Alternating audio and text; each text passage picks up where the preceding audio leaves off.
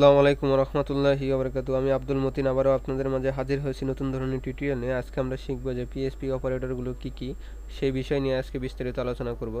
তো প্রথমে আমি এখানে কয়েকটা লিস্ট নিয়ে রাখছি আপনাদের জন্য শেখানোর জন্য, খুবই গুরুত্বপূর্ণ অপারেটরগুলো। এখানে পর্যায়ক্রমে অনেকগুলো 8 পর্যন্ত আমরা এখানে অপারেটরগুলো দেখতে পাচ্ছি, কিন্তু আমরা পর্যায়ক্রমে একটা একটা করে শিখব। প্রত্যেকটা টিউটোরিয়ালে একটা একটা করে আনবো, না হলে বিস্তারিত আমরা শিখতে পারবো না। একটা টিউটোরিয়ালে যদি আমরা সবগুলো অপারেটর শিখতে চাই তাহলে কিন্তু আমাদের শেখা ভালো হবে না। সেজন্য আমি চাচ্ছি যে প্রত্যেকটা অপারেটর আমি একটা একটা করে টিউটোরিয়াল বানাবো, যাতে আপনারা আপনাদের সুবিধা অনুযায়ী আপনারা যে কোনো সময় দেখতে পারেন এবং সেগুলো প্র্যাকটিস করে ভালো শিখতে পারেন।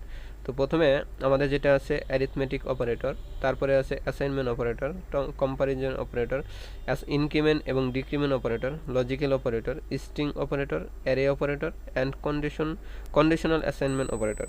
তো প্রথমে আমাদের যেটা আছে সেটা নিয়ে আজকে আলোচনা করব। সেজন্য আমাদের এই পর্যন্ত আমরা কেটে দিলাম, আপাতত এই পর্যন্ত কেটে দিচ্ছি। প্রথমে আমরা এটা নিয়ে আলোচনা করব। সেজন্য আমাদের কি করতে হবে, এখানে অ্যারিথমেটিক অপারেটরগুলো কী কী সেগুলো আমরা বিষয় নিয়ে আগে আলোচনা করি। অ্যারিথমেটিক আমরা জানি যে অর্থাৎ যোগ, বিয়োগ, গুণ, ভাগ, মডুলাস, তারপরে আছে এক্সপোনেনশিয়েশন। এটা এই প্রত্যেকটাকে বলা হয় অ্যারিথমেটিক অপারেটর।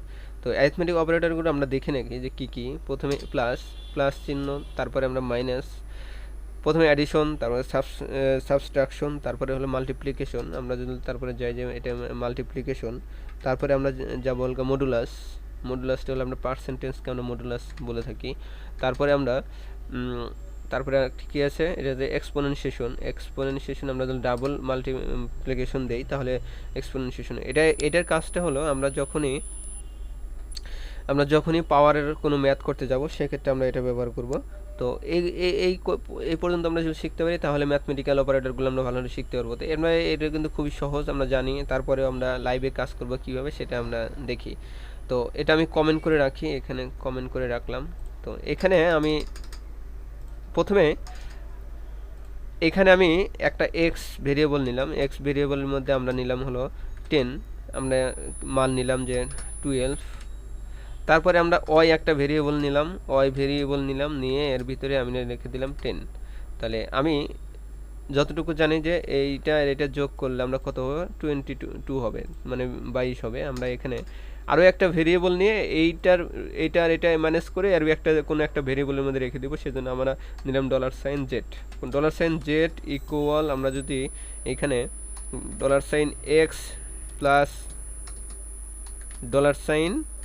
$y করে আমরা এখানে আউটপুটটা দেখতে চাই, তাহলে আমাদের আউটপুটটা এখন কি হবে। আমরা জানি যে এইটা যোগ করে কাকে আমরা ভেরিয়েবলটাকে এইটার ভিতরে রেখে দিয়েছি, তাহলে এটার ভিতরে আছে। এখন এই মানটাকে আমাদের প্রিন্ট করাতে হবে। তাহলে আমরা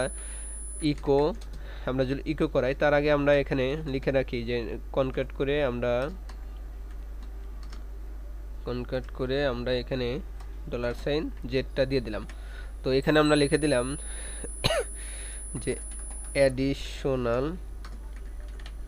অ্যাডিশন ইকুয়াল এইটা, মানে এটা যোগ করে আমাদের এক্স এর মান ওয়াই এর মান যোগ করে আমাদের জেটের ভিতরে দিয়ে দিবে। জেটকে আমরা প্রিন্ট করে দিলাম, তাহলে আমরা দেখতে পারবো যে আমাদের আউটপুট কত। তাহলে এই জন্য এই আউটপুটটা দেখার জন্য আমাদের কোথায় ব্রাউজারে যেতে হবে।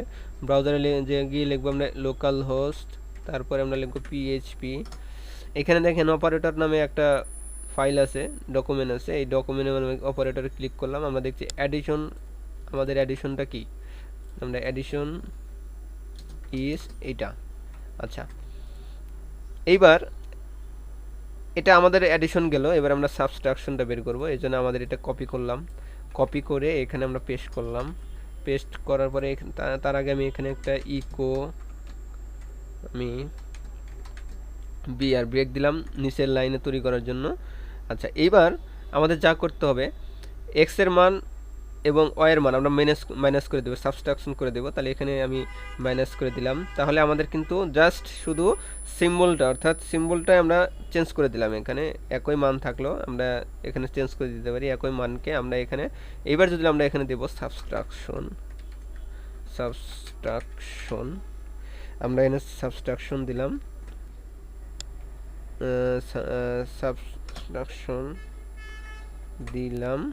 দেওয়ার পরে এখানে যদি আমরা আউটপুটটা দেখতে চাই তাহলে আমরা সাবস্ট্রাকশন ইজ কত, তাহলে এখানে আমরা 2 অর্থাৎ 12 থেকে 10 বাদ দিলে মাইনাস করলে আমরা কত পাবো 2 পাবো এইটা।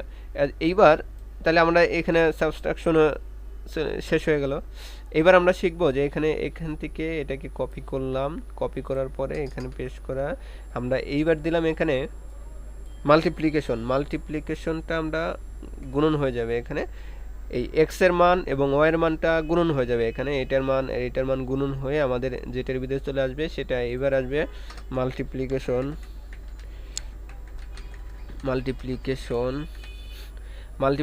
ইজ আমাদের দেখা যাবে যে এখানে কত হয় 120 অর্থাৎ 120 দেখতে পাচ্ছি আমরা। তারপরে এবার যদি আমরা দেখতে পাই যে মডুলাস, অর্থাৎ মডুলাস মানে কি? মডুলাস মানে আমরা জানি যে আমাদের ভাগশেষ বের করে দিবে, অর্থাৎ 10 থেকে 12 বাদ দিলে আমাদের ভাগশেষটা কত থাকে সেটা আমাদের বের করে দিবে। এই জন্য আমাদের এখানে দিতে হবে অর্থাৎ মডুলাস। আমাদের মডুলাস ইজ কত, মডুলাসটা এখানে বের করে দিবে। আমাদের মডুলাসের চিহ্নটা এখানে দিয়ে দিই, সিম্বলটা এখানে দিয়ে দিলাম।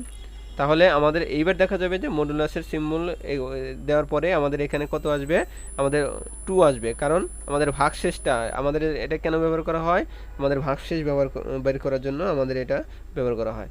তো আমি এটা সেভ করলাম, সেভ করে আমি এখানে যদি দেই তাহলে আমাদের ভাগশেষটা বের হলো 2।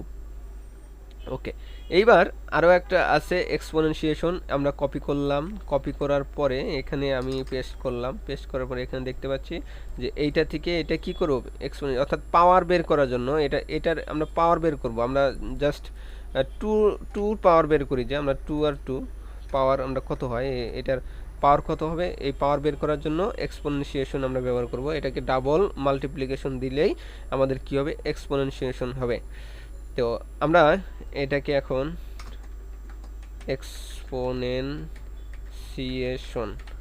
এক্সপোনেনশিয়েশন যেটা আছে এটা আমরা এখন দেখতে পারবো যে আমাদের এক্সপোনেনশিয়েশনটা।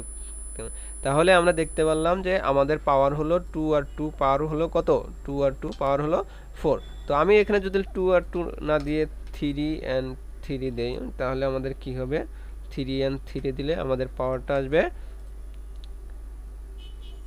27 অর্থাৎ 27 চলে আসলো। তো এখানে খুবই সহজ এই অ্যারিথমেটিক লজিক অপারেটর, এই অ্যারিথমেটিক অপারেটর আসলে খুবই সহজ, যোগ বিয়োগ গুণ ভাগ মডুলাস অর্থাৎ পার্সেন্টেজ বের করার জন্য যেগুলো সিম্বল ব্যবহার করে থাকি এদেরকেই বলা হয় আমাদের পিএসপির অ্যারিথমেটিক অপারেটর। তো আজকের টিউটোরিয়াল এই পর্যন্তই। আমরা পরবর্তী টিউটোরিয়ালে শিখব যে অ্যাসাইনমেন্ট অপারেটরগুলো কী কী। আপনারা অবশ্যই আমার টিউটোরিয়ালগুলো সিরিয়াল দেখবেন, যাতে আমরা পরবর্তীতে এগুলো নিয়ে আমরা ভালো বড় ধরনের একটা প্রজেক্ট তৈরি করতে পারি। বেশ কিছু প্রজেক্ট আমি করব আমি ভাবছি। তো আপনারা অবশ্যই আমার টিউটোরিয়ালগুলো সিরিয়াল অনুযায়ী দেখবেন। এরপরে টিউটোরিয়াল পাওয়ার জন্য অবশ্যই আমার চ্যানেলটাকে সাবস্ক্রাইব করবেন, ভালো লাগলে লাইক করবেন, শেয়ার করবেন। আসসালামু আলাইকুম ওয়া রাহমাতুল্লাহি ওয়া বারাকাতুহু।